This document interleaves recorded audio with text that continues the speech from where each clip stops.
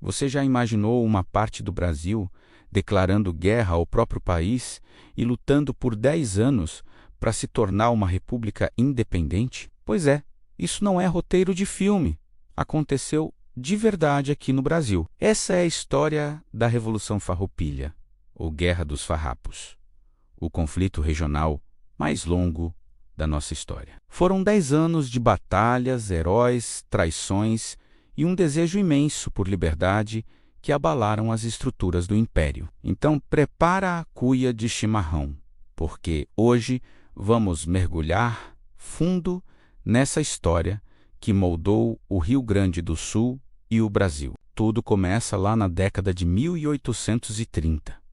O Brasil era um império jovem, governado por regentes enquanto o futuro imperador, Dom Pedro II, ainda era uma criança. Nesse cenário de instabilidade, a província do Rio Grande do Sul, lá no extremo sul do país, se sentia cada vez mais esquecida e explorada pelo governo central, que ficava lá longe, no Rio de Janeiro. E o estopim de toda essa revolta tinha um nome: charque. O charque, aquela carne seca que hoje a gente usa no carreteiro e no feijão, era o motor da economia gaúcha na época. Os grandes estancieiros, os donos de terra, produziam charque em larga escala.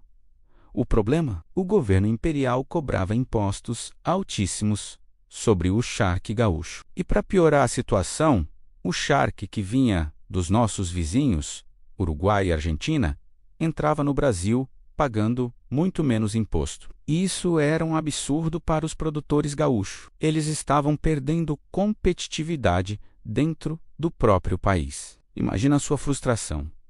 Você produz algo de qualidade, mas o produto do vizinho chega mais barato, porque o seu próprio governo te taxa até não poder mais. Era uma concorrência desleal que sufocava a economia local.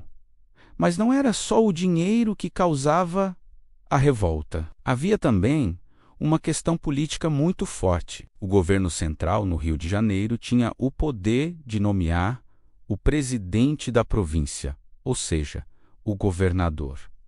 E quem eles mandavam para o Rio Grande do Sul? Geralmente, gente de fora que não entendia nada da cultura, da economia e dos problemas dos gaúchos. A elite estancieira, acostumada a mandar em suas terras e a ter grande poder local, não aceitava receber ordens de um forasteiro. Eles queriam ter o direito de escolher seus próprios líderes, pessoas que conhecessem a realidade da província. E para completar esse caldeirão, havia os ideais republicanos. O Rio Grande do Sul, por sua posição geográfica, tinha muito contato com o Uruguai e a Argentina, países que já eram repúblicas. As ideias de liberdade, igualdade e de um governo eleito pelo povo circulavam com força na fronteira. Muitos líderes gaúchos, homens cultos e viajados, olhavam para o modelo imperial brasileiro com desconfiança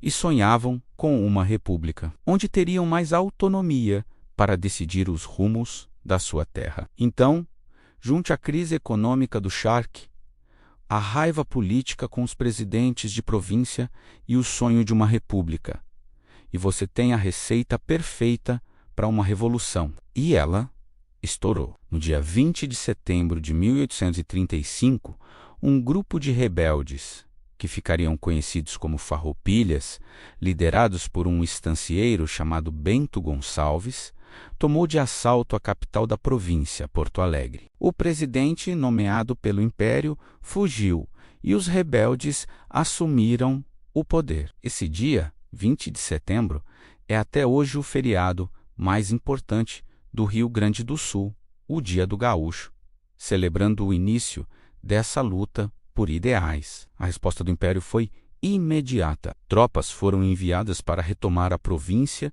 e a guerra começou para valer. Nos primeiros anos, os farroupilhas tiveram vitórias importantes. Uma das mais marcantes foi a Batalha do Ceival, em 1836.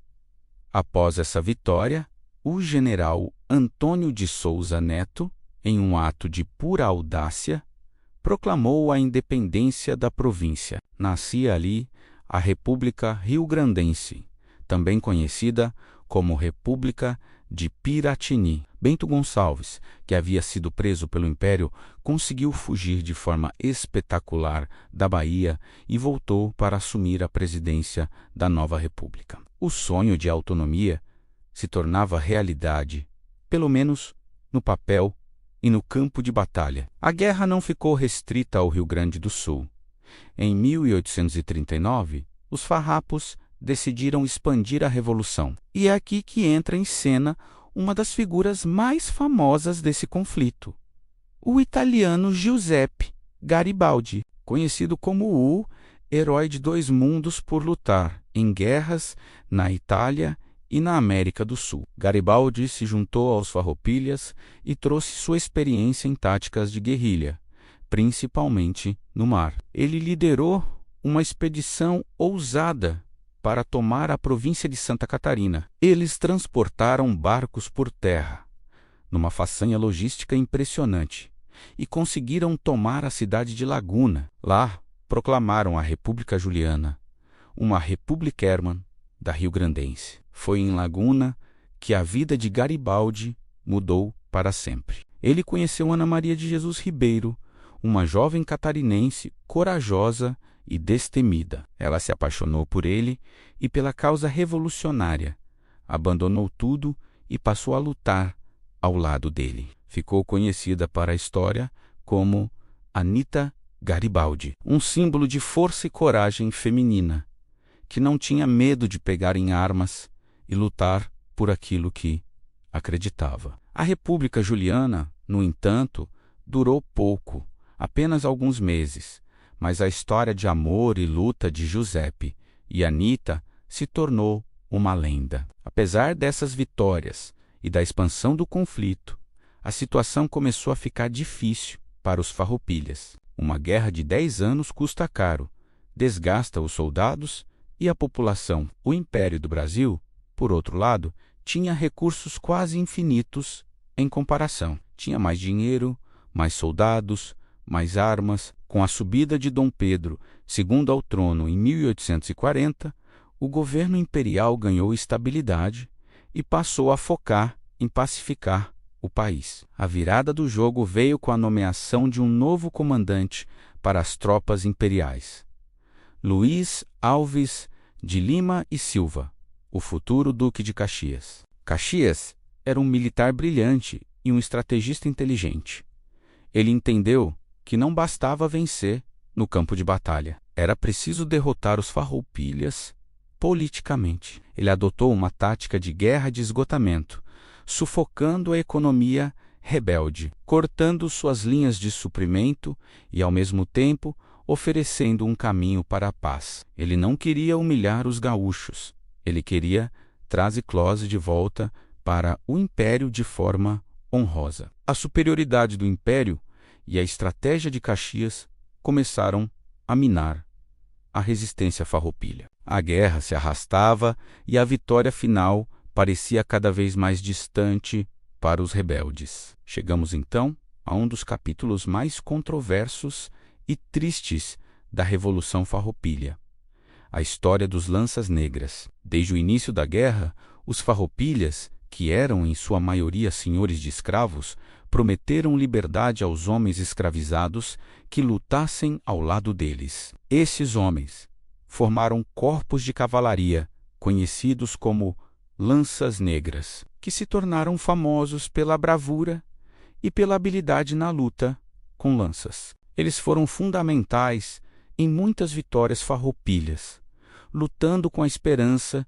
de conquistar a liberdade. Porém, à medida que as negociações de paz com o Império avançavam, o destino desses homens se tornou um problema. Os estancieiros não queriam a liberdade deles, e o Império também não via com bons olhos um contingente de ex-escravos armados e livres no sul do país. Em novembro de 1844, pouco antes da assinatura do Acordo de Paz, os Lanças Negras foram surpreendidos por tropas imperiais em um local chamado Cerro de Porongos. Desarmados por ordem de um dos seus próprios líderes, David Canabarro, eles foram massacrados. Esse episódio ficou conhecido como a Traição de Porongos. Até hoje, historiadores debatem se foi uma emboscada planejada entre líderes dos dois lados para se livrar dos negros que lutavam pela liberdade. É uma mancha trágica na história da Revolução,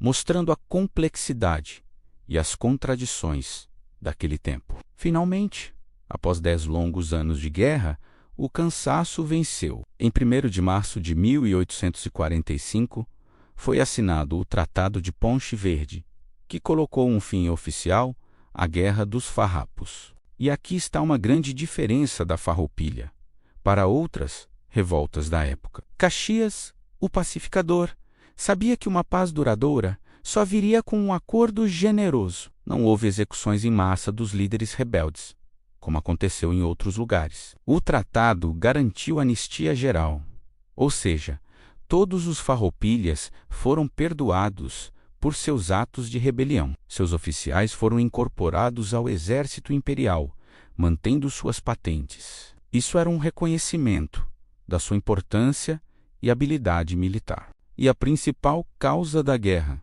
o charque. O governo imperial concordou em aumentar em 25% o imposto sobre o charque estrangeiro, protegendo finalmente a economia gaúcha. Além disso, os gaúchos ganharam o direito de escolher o presidente da sua província. Os rebeldes não conseguiram a independência, mas alcançaram muitas das suas reivindicações originais. A província do Rio Grande do Sul foi reintegrada ao Brasil, mas com um novo status e respeito. A Revolução Farroupilha deixou um legado profundo. Ela forjou a identidade do povo gaúcho com um forte sentimento de orgulho regional, de valorização da sua cultura e da sua história. Personagens como Bento Gonçalves, Giuseppe e Anita Garibaldi se tornaram heróis, símbolos de luta e coragem. A guerra mostrou ao Império que não se podia governar o Brasil